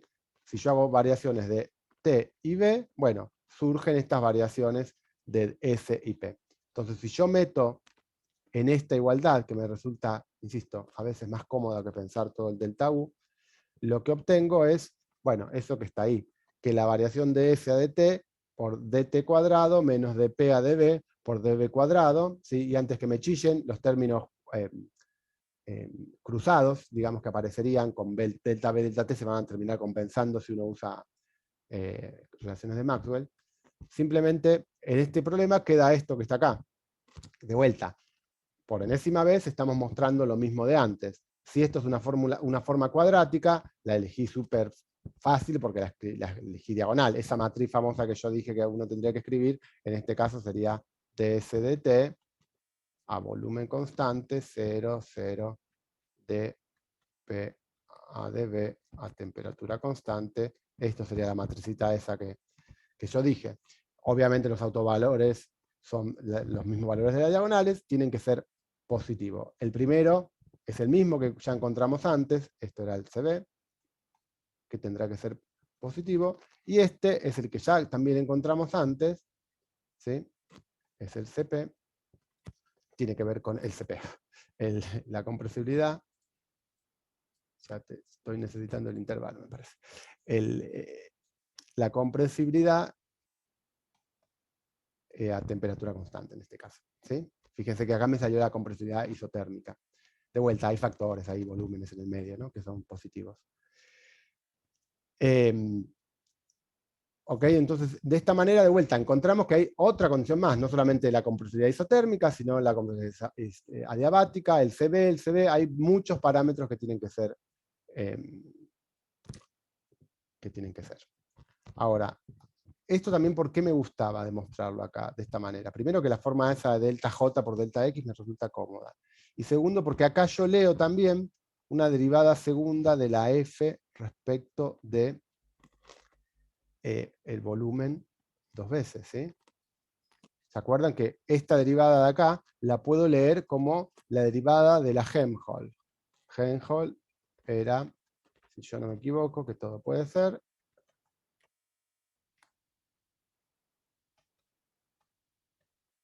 ¿sí? El diferencial de Helmholtz era eso. Por lo tanto, la derivada de P de menos P respecto al volumen es la derivada segunda respecto al volumen. ¿Sí? O sea que fíjense que de Chapa estamos sacando una conclusión sobre qué pasa ahora, porque yo hablé de la entropía, que tiene que tener un máximo, de la energía interna en función de sus parámetros extensivos, que tiene que tener un mínimo. ¿Sí? ¿Qué pasa con las demás potenciales termodinámicos? ¿Tienen que tener algo? ¿Sí? Bueno, acá lo que estamos viendo es que la energía libre, la derivada segunda, tiene que ser positiva. O sea, la derivada segunda también estoy sacando de Chapa que la derivada segunda de F respecto del volumen tiene que ser positiva. ¿Sí? Y lo que uno podría mostrar de manera general es que para los potenciales termodinámicos a n constante tienen que ser convexos en parámetros extensivos y cóncavos en parámetros intensivos. ¿Sí? Entonces, tienen que ser lo que mostramos acá es que volumen es un parámetro extensivo, ¿sí? Entonces tiene que tener un mínimo, dicho de otra manera para no confundirnos con el cóncavo y convexo, y con los parámetros intensivos, ¿sí? Bueno, tiene el otro, que de hecho también lo puedo leer acá, chicos. Fíjense que acá también puedo leer menos la derivada segunda de la F respecto de la temperatura dos veces. ¿Sí? Esta derivada de acá, de vuelta, teniendo en cuenta que está el menitos, esto es menos la derivada. Entonces fíjense, esta cantidad era positiva, ahora como tiene el menos va a ser negativo. Entonces de Chapita, acá sacamos, y esa sería la regla general. Parámetro extensivo del potencial termodinámico tiene que ser un mínimo, parámetro intensivo tiene que ser un máximo, o de derivadas segundas de esta manera. ¿Ok? ¿Se siguió más o menos? ¿Se sigue más o menos esto? Bueno, entonces, yo voy a hacer un... Bueno, entonces, lo que faltaba para contar hoy, que quería... Esperen que me apago la cámara, que me distraigo, si no, hago caritas. Era contar un poco, acabamos de ver, ¿no? Que, bueno, las funciones de los potenciales termodinámicos y la entropía tienen que cumplir ciertas relaciones matemáticas, sus derivadas segundas, para que sea un equilibrio estable. Más allá de que haya un equilibrio, que ese equilibrio se mantenga ante fluctuaciones, digamos, o ante pequeños cambios. Entonces, y si no pasaba eso, vimos que eso se evidenciaba, por ejemplo, en un CB que tenía un signo negativo, en una compresibilidad que también tenía un signo negativo, algún signo negativo de algo en general evidenciaba bastantes cosas.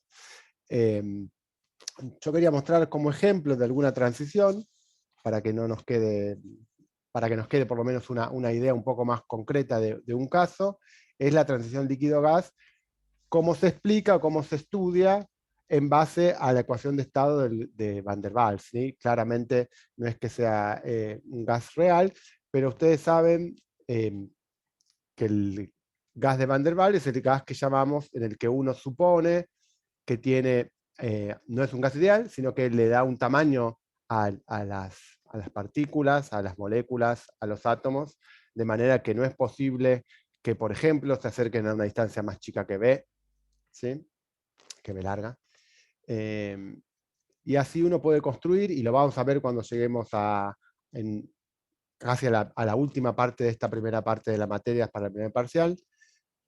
Vamos a ver una deducción de la ecuación de Van der Waals bastante formal, pero bueno, uno tenía que tener en cuenta que si iba a querer ver una transición de líquido a gas, no podía usar un gas ideal porque era un gas ideal, no se licuaba.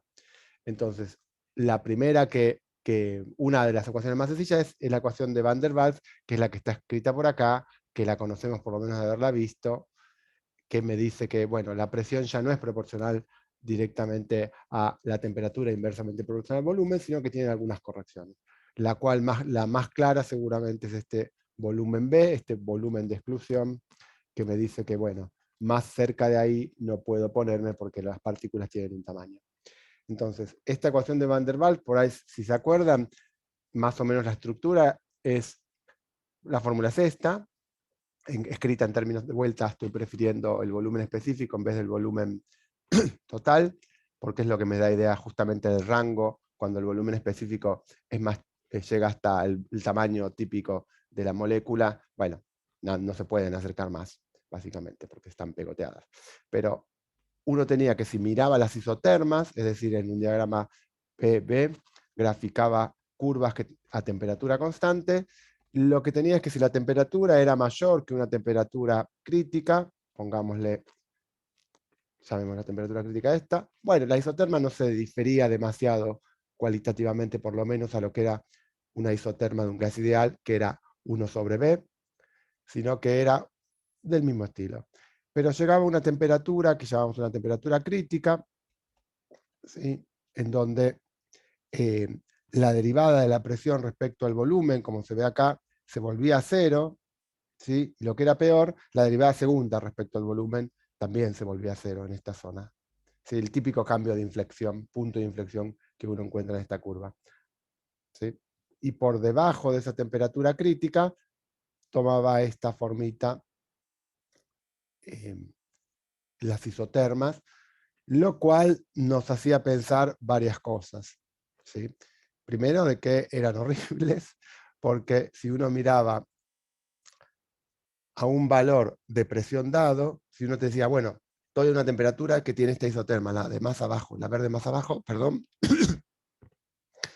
la de más abajo, si uno miraba esta isoterma de acá abajo, veía que tenía este rulo, esta vuelta, lo cual era muy extraño de por sí, porque, por ejemplo, si uno tomaba una línea a una presión dada, esa línea roja que dibujé ahí, uno podía decir que, bueno, pero ¿qué pasa entonces con este punto y este punto?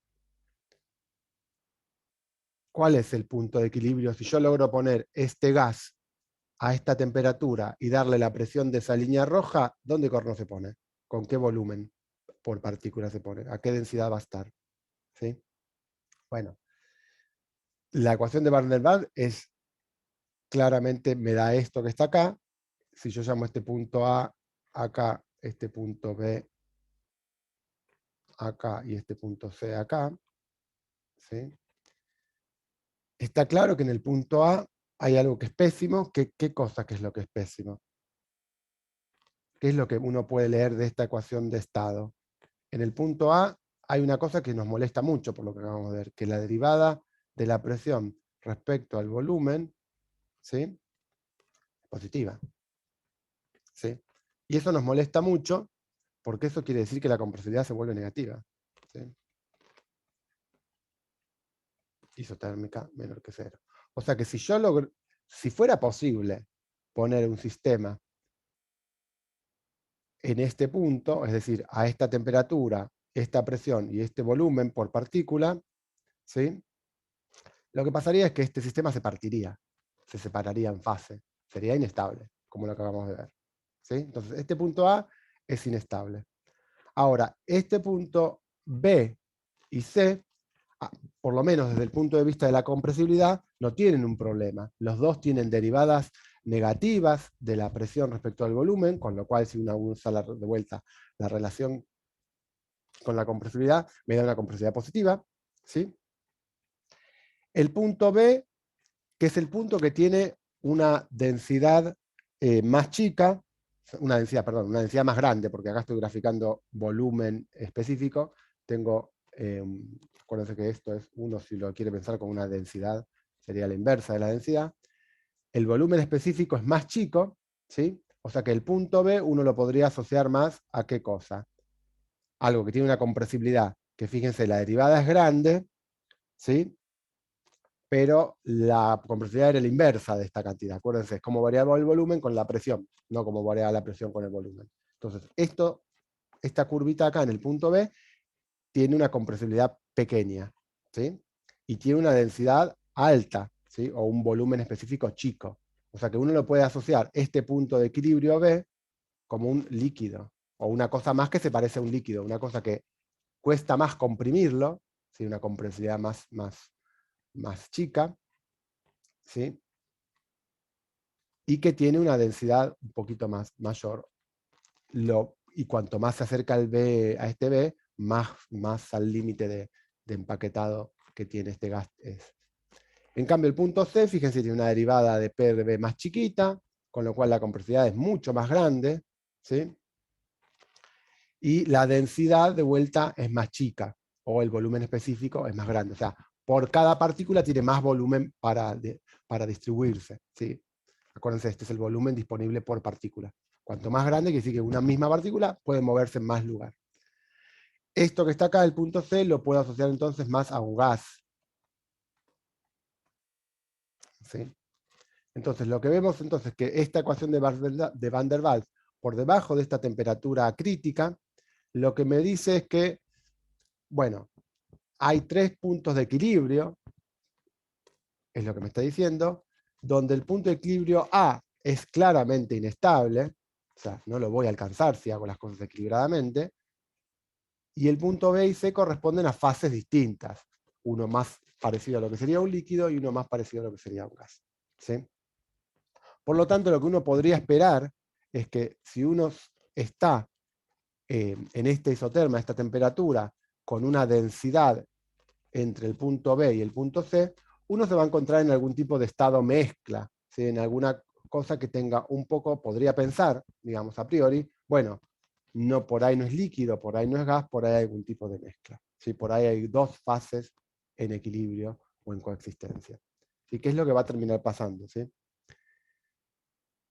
Ahora, ¿por qué podemos decir, cómo encontramos las fases en equilibrio? ¿Se acuerdan que creo que habíamos visto en la clase anterior que nosotros en general, cuando supusimos que, por ejemplo, el ejemplo del cilindro con el pivote en el medio, separados y que no dejaba pasar nada, cuando dejábamos pasar el calor, lo que concluimos, bueno, la temperatura de ambos lados es la misma. Después dijimos, bueno, no sé si lo dijimos, pero si no lo dijimos ahora, si además de dejar pasar calor, dejamos que el pivote o el tabique, lo que sea que está en el medio, se mueva, o sea, cambie los volúmenes, ¿en qué momento va a equilibrar?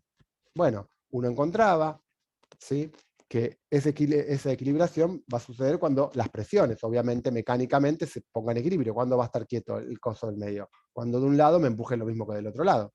Eso va a ser las presiones de vuelta.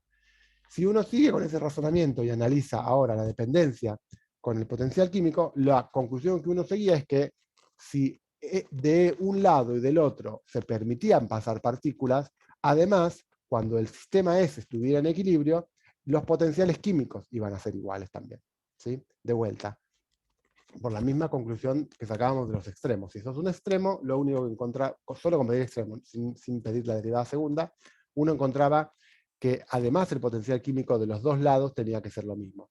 Y acá lo que está pasando es lo mismo. Estoy pensando que tengo, si quieren, en un mismo volumen, ¿sí?, una cantidad de material que podrá estar líquido y una cantidad que podrá estar gaseoso, pero si esto está en equilibrio, ¿sí?, como está en equilibrio térmico, quiere decir que están a la misma temperatura. Como está en equilibrio mecánico, quiere decir que están a la misma presión.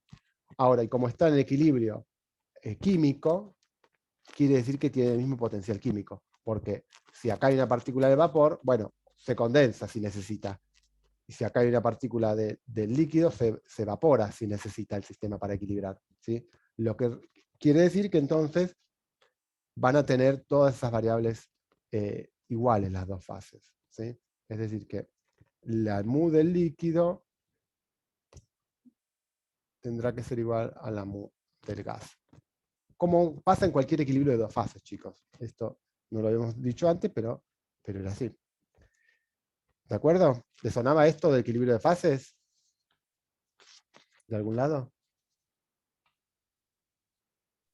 Eso era Gibbs, ¿no es cierto? Eso era Gibbs. Eso es Gibbs en el sentido que ustedes tienen que mostrar, era muy sencillo en algún ejercicio de la guía, que si uno divide el potencial de Gibbs dividido n, eso es el mu. O sea que cuando hago esto estoy diciendo que la función de Gibbs para cada una de las fases por partícula es el potencial químico. A eso te referías con que era Gibbs, ¿no? ¿Sí? Sí, sí, Bueno. sí, a eso. Bueno, entonces fíjense, acá entonces lo que yo quiero para ver este equilibrio, porque yo todavía no sé si está en el equilibrio, no estoy diciendo, bueno, voy a ver el equilibrio este. Yo sé que la condición de equilibrio de esta mezcla que va a haber cuando yo meta esa presión en la línea roja, bueno, a esa línea roja lo que yo puedo esperar es que haya una mezcla de gases, una mezcla, perdón, de fases. Entonces, es decir, que lo que yo quiero buscar es justamente que el mu líquido sea al mu gas. Ahora, ¿cómo lo encuentro?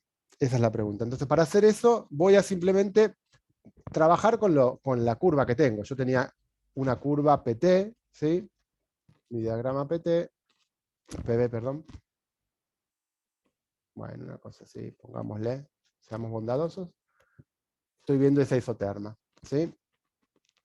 Ahora los parciales pueden ver su aplicación. Antes, ¿no? Bueno. Me dijo un mensaje raro el coso. No sé si les cambió algo a ustedes, chicos. ¿Me escuchan, no? Sí, sí, pero estamos viendo lo mismo, por eso. Ah, no sé, Zoom me dijo algo. Sabrá Dios.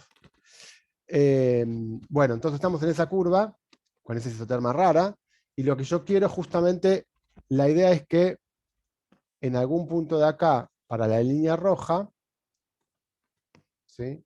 Si yo tiro una línea roja, bueno, digo, la línea roja tiene que coincidir el potencial químico, ¿sí? En las fases. Entonces lo que yo quiero es justamente tratar de utilizar esta condición que los potenciales químicos sean iguales para encontrar, bueno, si puede ser cualquier presión esa o tiene que ser algún valor. O sea, la línea roja la puedo poner en cualquier lado o no la puedo poner en cualquier lado. ¿Sí? Se entiende, espero. Se entiende, ¿no? Porque tengo una isoterma. Bueno, ahora lo vemos. Entonces, para eso lo que estamos planteando es justamente buscar la igualdad entre los potenciales químicos. Y para calcularlo voy a pensar que la función potencial químico la expreso en términos de la presión y la temperatura, ¿sí? Y como me voy a mover a una temperatura fija, porque estoy en una isoterma dada, lo que yo tengo es que la variación del potencial químico va a ser nada más que la variación de U respecto de P a temperatura constante con dP.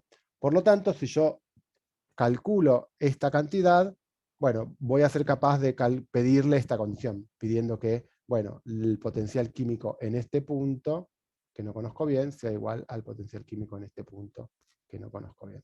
¿Sí? Eso es lo que vamos a tratar de expresar, a ver a qué conclusión llegamos pidiéndoles que los potenciales químicos estén en equilibrio. O sea, que el sistema de dos fases esté en equilibrio. Para hacer esto, de vuelta recurrimos un poquito a los truquitos que venimos diciendo.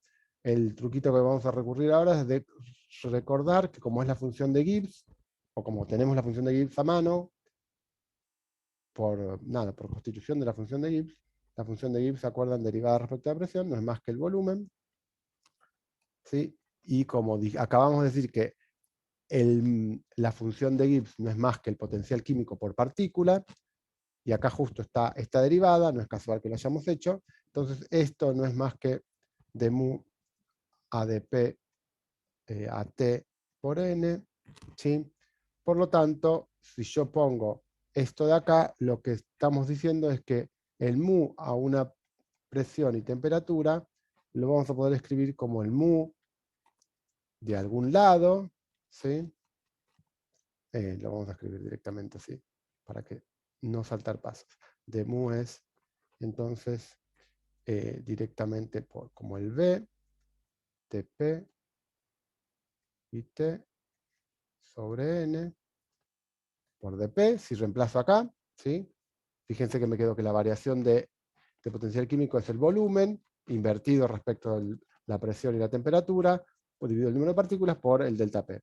Por lo tanto, si yo quisiera hacer esta construcción que estamos pensando, que es decir, bueno, voy a empezar, por ejemplo, en un punto que tiene, ahora lo vamos a mirar, un potencial químico por acá, en un punto que tenga el volumen específico grande, o sea, en un punto en un gas, ¿sí? Y voy a decir, bueno, el volumen en el líquido tendrá que ser en el gas más la integral, ¿sí?, respecto de la presión del gas hasta dónde, ¿sí?, de justamente, bueno, le pongo las primadas o no les pongo la primada, no importa. Simplemente acordémonos que esto es esta función, ¿ok? Entonces lo que estoy haciendo es, escribo la integral para este mu, ¿sí? ¿Para qué lo hago? Para buscar cuál es la condición para que esto valga lo mismo, ¿sí? Ahora, está claro que la condición va a ser que esta integral valga 0, ¿no? Si yo quiero que el mu del líquido sea igual al mu del gas, ¿sí?, va a querer decir que esa integral va a tener que ser 0. Es decir, cuando yo integre respecto de la presión del gas, respecto de la presión del líquido, desde la presión hasta la presión, toda esta curva, esta no, la inversa, ¿no?, la del volumen en función de la presión y la temperatura, la inversa mirada chueca, ahora la tratamos de hacer, más o menos. Bueno, la idea es que me dé 0. Ahora, puede ser un poco confusa esta cuenta, ¿por qué? Porque en realidad estamos pensando que yo estoy a una presión determinada, y lo que yo quiero encontrar es, bueno, justamente cuál es la presión que tengo que elegir. Esta cuenta lo que me va a decir es, bueno, ¿a qué presión va a estar? Si vos me decís la temperatura, bueno, ¿a qué presión va a estar para hacer esta isoterma? Va a ser la presión en la que me dé que esta cuenta vale 0, ¿sí? O sea que la integral vale 0. Fíjense que yo voy a tener que integrar la presión del gas hasta la presión del líquido, y la escribo distinto porque soy tramposo, pero en realidad estamos diciendo que es la misma curva roja. Entonces yo voy a tener que integrar desde esta presión de acá, gas, hasta esta, que es el mismo valor, presión del gas, del líquido, perdón, toda la curva B en función de P y T. Y voy a pedir que esa integral me dé 0. ¿De acuerdo? Bueno, espero que más o menos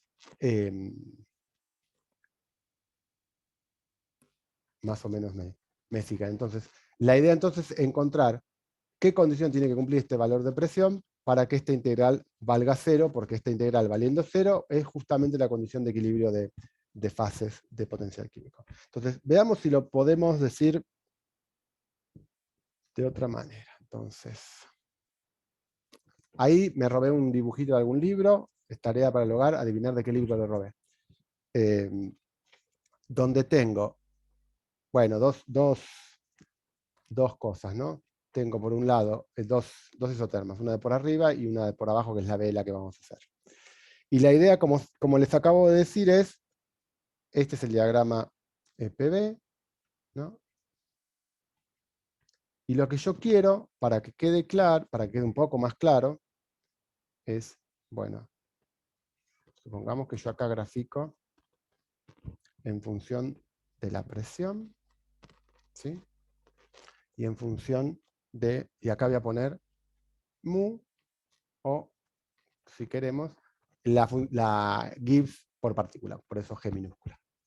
Y lo que quiero es hacer la integral, ¿sí? ¿Ok? Hacer esa integral para esta curva que está por acá, ¿sí? Entonces, voy a integrar desde este punto P, desde este punto D, que va a tener algún valor de P0, y voy a tratar de escribir en este gráfico de acá, del costado, cómo va variando el potencial químico en función de esto, sabiendo que el potencial químico varía integrando V de P. ¿Sí? Entonces, voy a tomar una presión por acá. Entonces, primero fijémonos el tramo que va de D hasta E. ¿Sí? Voy a hacer un coso medio ROLAF, medio análogo, medio grotesco, no sé cómo decirlo, para hacer la inversa cualitativa, ¿sí? Porque a veces es medio molesto esta integración si no ve los signos. De vuelta, es un gráfico, este de acá abajo es muy súper cualitativo y este bastante también.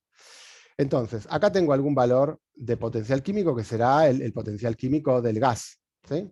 Empieza de, nada, tengo una sola fase, ¿sí? Estamos bien lejos, tengo el costo del gas. Voy de D hasta E, estoy integrando en P, acuérdense, es decir, el P está variando de acá, de P0 a un poquito más. ¿Sí? O sea que P0 a un poquito más, si quieren, a un P de D, de E. ¿Sí? ¿Qué pasa en ese interín con el volumen?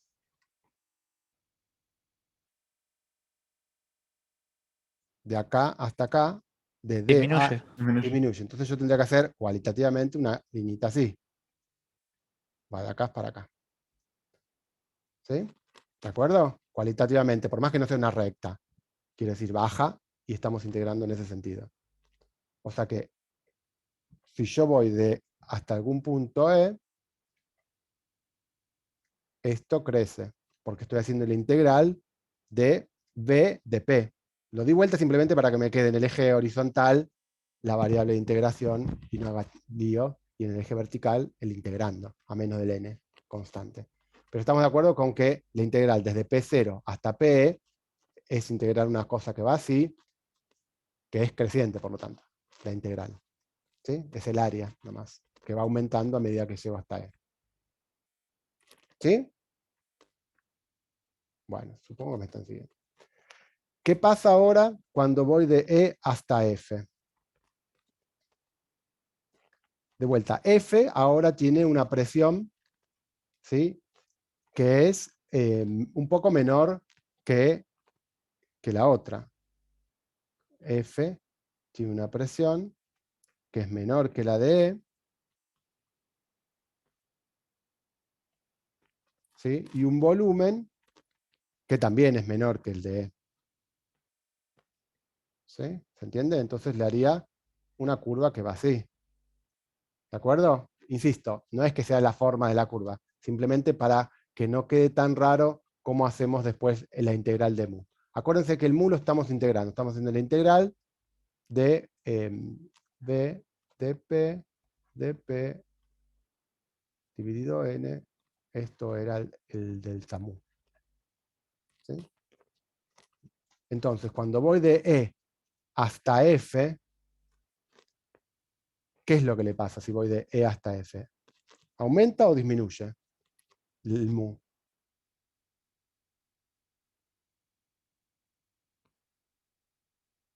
Fanga. Disminuye, ¿no? Porque tengo la flechita que va para el otro lado. Estoy integrando, pero con un dominio que va al BR. ¿Sí? Estoy yendo del punto E al punto F, entonces me disminuye. ¿Sí? Y tiene una pendiente un poco más chica. Acuérdense, acá está bueno porque la pendiente de G respecto de P, o sea, la derivada, la slope de acá que tengo acá, acuérdense que es el volumen, ¿sí? Por definición de Gibbs. Entonces el volumen acá dijimos que era un poco menor en F que en E. ¿Sí? Entonces, este es el punto F. ¿De acuerdo? ¿Me siguen? Pablo, perdón que te interrumpa, pero no estoy Dale. entendiendo muy bien el camino que estamos considerando para integrar, o sea, con qué criterio estamos pasando por estos tipo de P0 a E y de E a F. No sé si me explico. Estoy integrando, sí. ¿Qué puedo decir? Decime. Estoy integrando sobre la isoterma, ¿no? ¿Sí? Yo tengo Sí. el isoterma. Estoy hablando de temperatura fija, que es la que corresponde a esta isoterma. Y lo que yo quiero es calcular esta integral que está acá. ¿Sí? Mm. Ahora, y lo que quiero, bueno, en realidad cuando calcule esa integral lo que voy a pedir es que sea cero para que los potenciales químicos del líquido y del gas valgan lo mismo. ¿Sí? Eso es lo que yo Sí, estoy buscando. ok, vos estás partiendo por D. Yo Estoy me partiendo por D. equivoqué, tipo. Bien, ok, Partiendo sí, sí, ahí es. por D, y me voy de D a E, es este tramito, este es el Bien. D, me voy hasta E, en el grafiquito este, que acá me baja el volumen y me sube la presión, ¿sí? Me baja el volumen, me sube la presión, estoy acá, después el caminito sigue, baja la presión y baja el volumen, ¿sí? Que es este otro caminito de acá, que cuando lo integre, como va para el otro lado, en el delta P, como el delta P va al BR, me resta, por eso me está bajando, ¿sí? Y después quiero, y es ahí a donde me he llegado, hasta F, ¿no? Y después quiero hacer el hasta G, ¿sí? Quiero integrar hasta arriba. Estoy haciendo una integración desde D hasta G en general, para poder elegir cuál es el punto justo donde me tengo que cortar. Entonces voy desde D hasta E, de E hasta F, y ahora voy de F hasta G, que está acá arriba, ¿sí? Que tiene, el punto G que tiene bastante más presión, ¿sí? Y tiene un poquito menos de volumen, ¿sí? O sea que si este era el de acá, la presión dijimos que era un poquito, bastante más de presión, por arriba, bueno, qué sé yo, y un poquito menos de, ya me perdí, dijimos, este punto G tiene la presión bastante más y volumen un poco menos. Volumen un poco menos, ¿sí? Y la presión bastante más, o sea que está por acá. Entonces es una línea tipo así, ¿sí? Este sería el punto G, que pasa de un valor de presión y volumen a un valor que tiene bastante más presión, como lo veo acá en este gráfico PB, y el volumen un poquito menos, ¿sí? ¿Okay? De vuelta, estas líneas que yo dibujo acá son cualitativas, acuérdense, no es la forma que tendrían, porque tendría que hacer la inversión de la curva, ¿sí? Simplemente quería ver, para ver el sentido de la integración, cómo me aportaba, porque si no me parecía confuso, si no veía el signo de la integración, cómo daba esta cuenta de acá, ¿sí? Entonces, ahora de vuelta, como el integrando está en el mismo sentido, el delta P me sigue siendo así, esto me sigue dando una cosa de este estilo. Me vuelve a dar creciente, de vuelta la slope, la pendiente de esta cosa, tiene que ver con el volumen, justamente. El volumen es un toquecito más chico, dijimos, o sea que tendría que tener una slope un poquito más chica que esta de acá. ¿Ok? Ahora, entonces, ¿cuál es el valor de presión?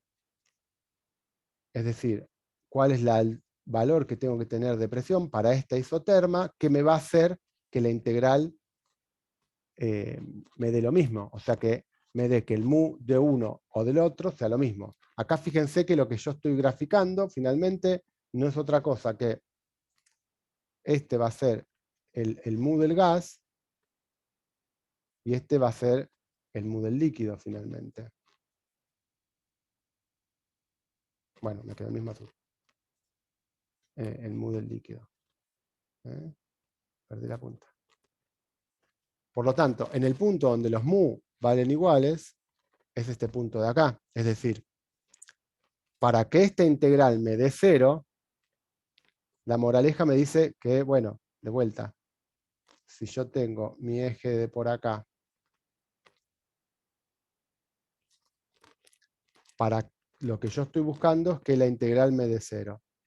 Y la integral va a ser 0 cuando, no para cualquier línea vertical acá que uno pueda poner, sino cuando la partición que yo haga, suponete, me dé que la integral que tengo por acá sea igual que la integral que tengo por acá, que es lo que estamos haciendo, ¿no? Estas áreas que están acá son estas integrales, a menos del número de partículas que están acá fijos.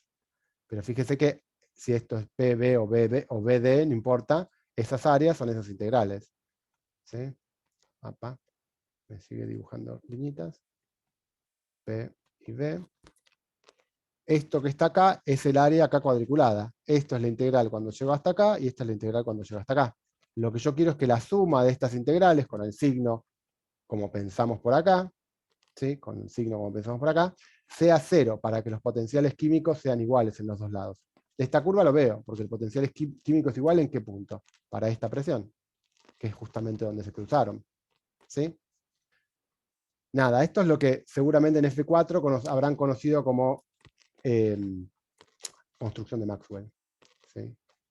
Acá la traté de plantear un poco teniendo en cuenta cómo calcular el potencial químico directamente y mostrando que el potencial químico entonces que crece para uno y que crece para el otro, en el punto de equilibrio tiene que ser el punto donde los potenciales químicos coincidan, ¿sí?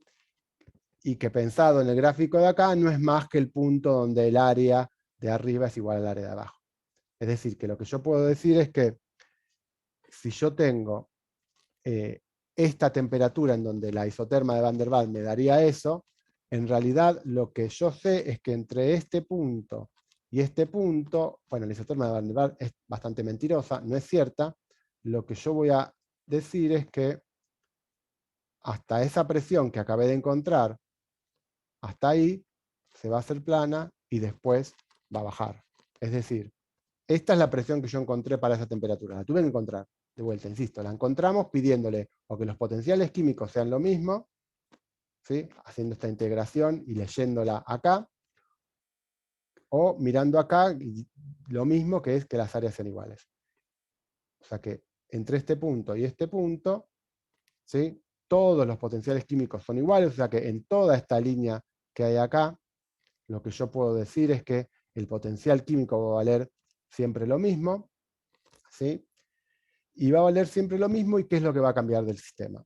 Lo único que va a variar es la proporción que va a haber de gas o de líquido en mi sistema. Habíamos dicho que entonces en esta coexistencia yo voy a tener parte líquido y parte gas. ¿Sí? ¿Cuánto tengo de uno y cuánto tengo del otro? No está fijo. Está fijo el número total de partículas, pero no la proporción que hay entre uno y el otro, ¿no? Entonces, de este lado yo voy a tener básicamente un líquido, o sea, un líquido, y a medida que me meto por acá, parte de ese líquido se va a ir convirtiendo en gas, hasta que en este punto voy a tener el gas puro. ¿Sí?